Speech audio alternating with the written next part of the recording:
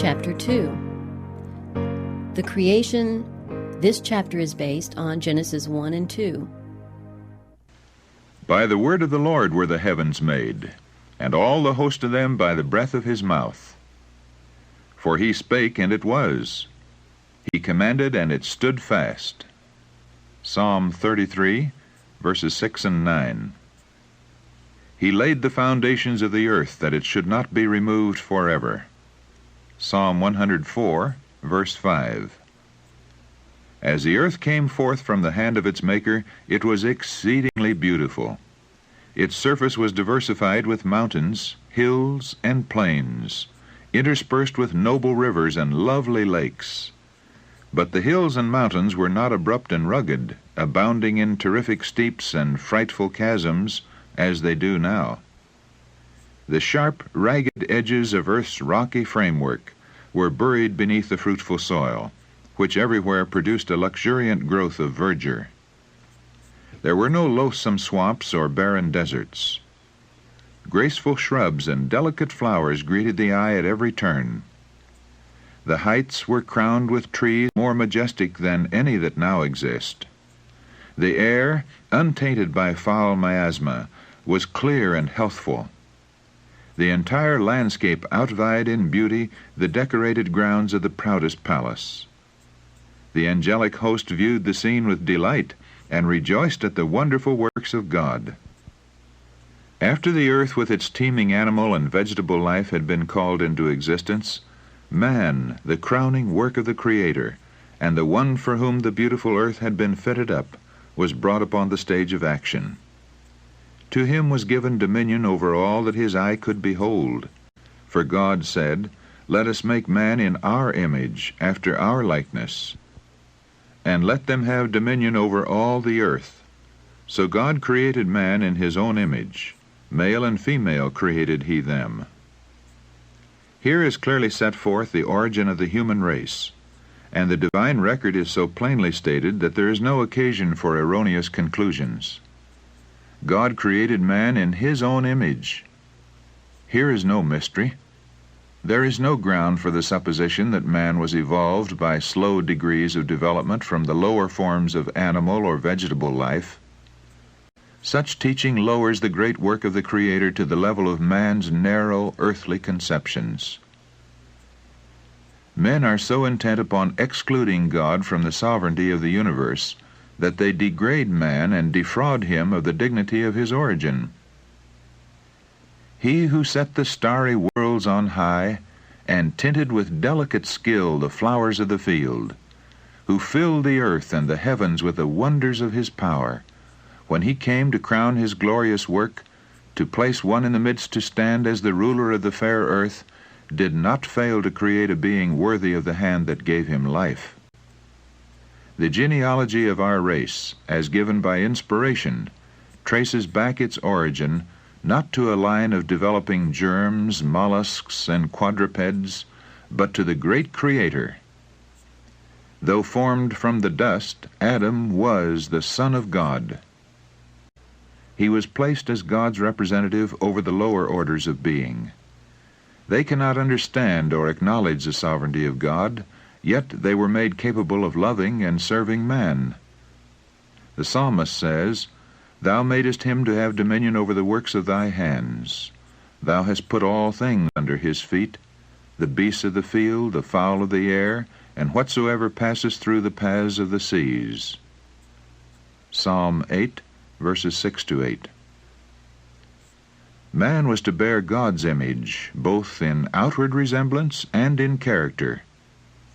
Christ alone is the express image, Hebrews chapter 1, verse 3, of the Father, but man was formed in the likeness of God. His nature was in harmony with the will of God. His mind was capable of comprehending divine things. His affections were pure. His appetites and passions were under the control of reason. He was holy and happy in bearing the image of God and in perfect obedience to his will. As man came forth from the hand of his Creator, he was of lofty stature and perfect symmetry. His countenance bore the ruddy tint of health, and glowed with the light of life and joy. Adam's height was much greater than that of men who now inhabit the earth. Eve was somewhat less in stature, yet her form was noble and full of beauty. The sinless pair wore no artificial garments. They were clothed with a covering of light and glory, such as the angels wear. So long as they lived in obedience to God, this robe of light continued to enshroud them. After the creation of Adam, every living creature was brought before him to receive its name. He saw that to each had been given a companion, but among them there was not found an help meet for him. Among all the creatures that God had made on the earth, there was not one equal to man. And God said, "It is not good that man should be alone. I will make him an helpmeet for him." Man was not made to dwell in solitude. He was to be a social being. Without companionship, the beautiful scenes and delightful employments of Eden would have failed to yield perfect happiness. Even communion with angels could not have satisfied his desire for sympathy and companionship. There was none of the same nature to love and to be loved. God himself gave Adam a companion. He provided an helpmeet for him, a helper corresponding to him, one who was fitted to be his companion, and who could be one with him in love and sympathy. Eve was created from a rib taken from the side of Adam, signifying that she was not to control him as the head, nor to be trampled under his feet as an inferior, but to stand by his side as an equal, to be loved and protected by him. A part of man, bone of his bone, and flesh of his flesh, she was his second self, showing the close union and the affectionate attachment that should exist in this relation. For no man ever yet hated his own flesh, but nourisheth and cherisheth it. Ephesians chapter 5, verse 29. Therefore shall a man leave his father and his mother, and shall cleave unto his wife, and they shall be one. God celebrated the first marriage. Thus the institution has for its originator the Creator of the universe. Marriage is honorable. Hebrews chapter 13, verse 4. It was one of the first gifts of God to man, and it is one of the two institutions that, after the fall, Adam brought with him beyond the gates of paradise. When the divine principles are recognized and obeyed in this relation, marriage is a blessing. It guards the purity and happiness of the race. It provides for man's social needs. It elevates the physical, the intellectual, and the moral nature. And the Lord God planted a garden eastward in Eden, and there he put the man whom he had formed. Everything that God had made was the perfection of beauty, and nothing seemed wanting that could contribute to the happiness of the holy pair. Yet the Creator gave them still another token of his love, by preparing a garden especially for their home. In this garden were trees of every variety, many of them laden with fragrant and delicious fruit.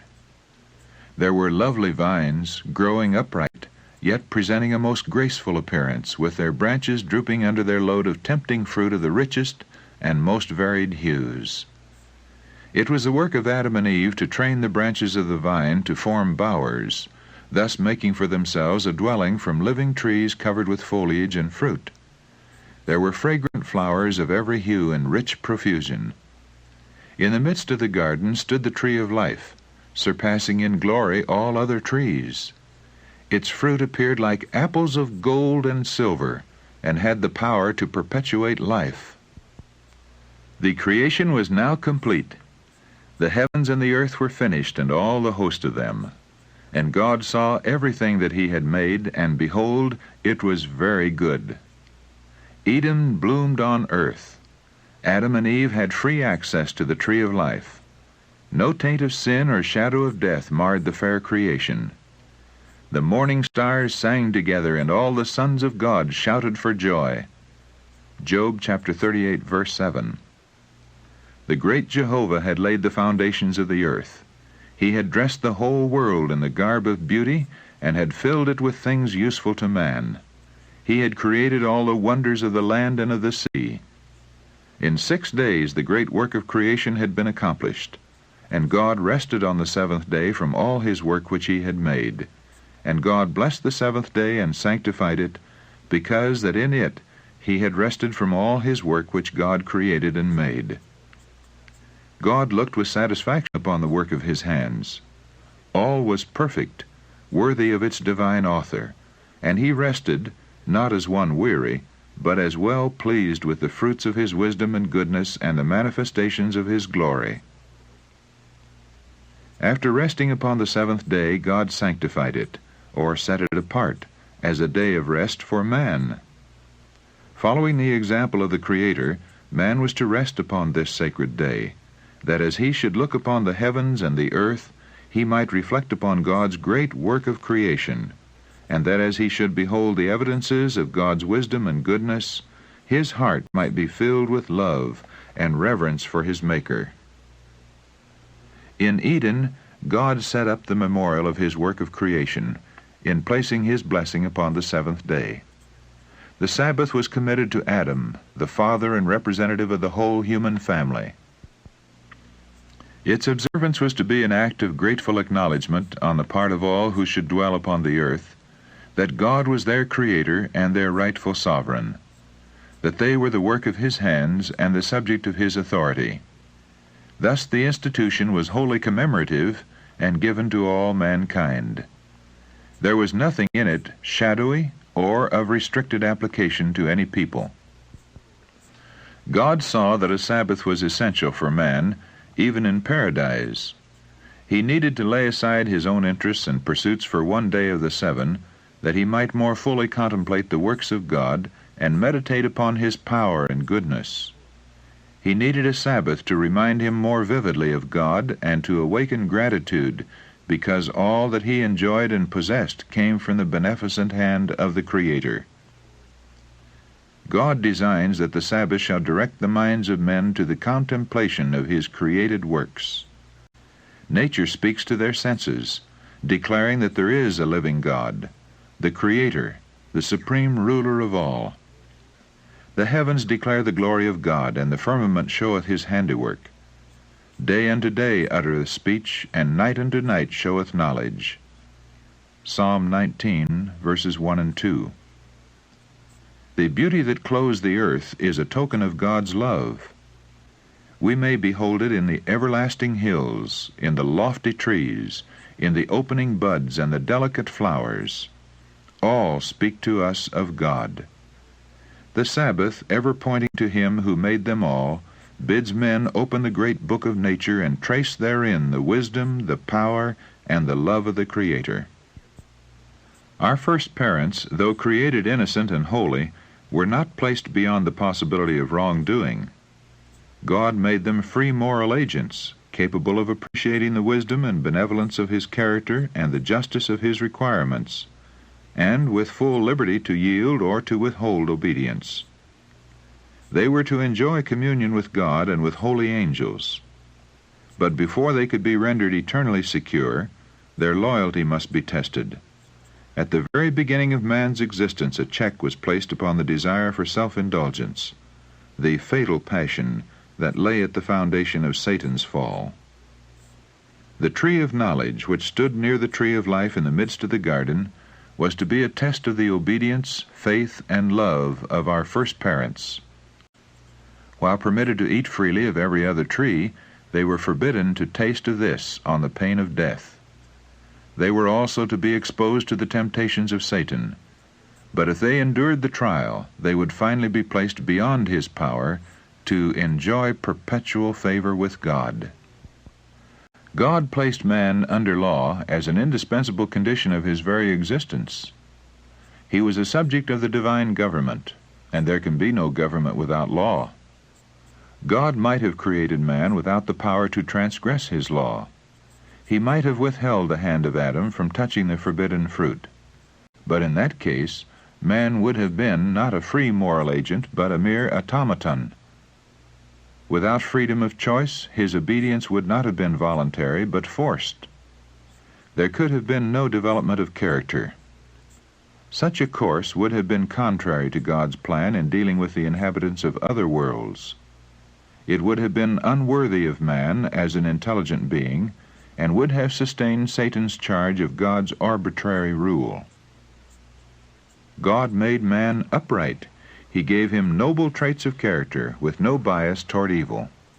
He endowed him with high intellectual powers, and presented before him the strongest possible inducements to be true to his allegiance.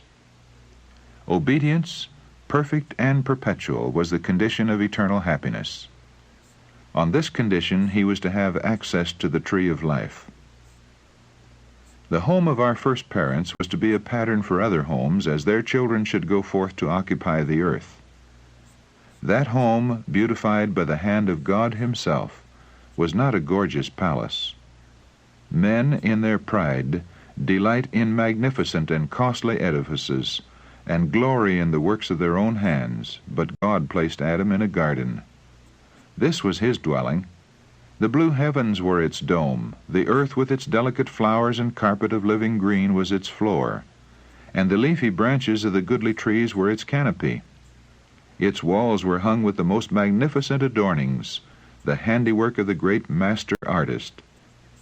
In the surroundings of the holy pair was a lesson for all time, that true happiness is found not in the indulgence of pride and luxury, but in communion with God through His created works.